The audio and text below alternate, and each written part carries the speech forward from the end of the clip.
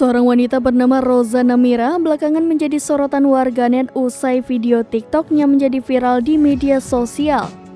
Melalui akun TikToknya @namira@mua, Roza Namira membagikan kisah pembatalan pernikahan dengan mantan kekasihnya saat H-2 pernikahan.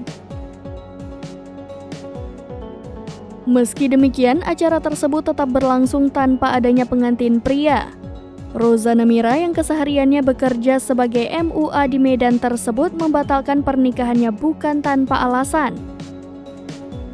Menurut pengakuannya, persiapan pernikahan tersebut sudah mencapai 90%. Hal itulah yang kemudian membuat Namira melanjutkan pernikahannya. Dalam unggahan TikToknya itu, Namira membagikan alasan mengapa ia nekat membatalkan pernikahan H-2 acara.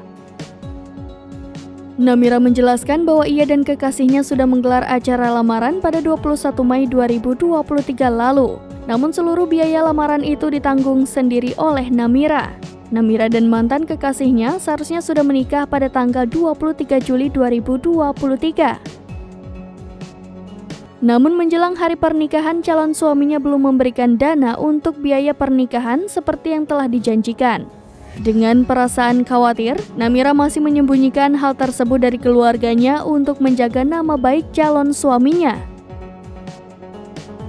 Tiba-tiba H-3 dari sebelum pernikahan, pada tanggal 20 Juli 2023, calon suami bertemu dengan ayah Namira untuk meminta maaf dan mengakui bahwa uangnya tidak mencukupi. Namun Namira merasa kecewa karena menurutnya seharusnya calon suami datang meminta maaf 1 bulan sebelumnya jika merasa sudah terdesak.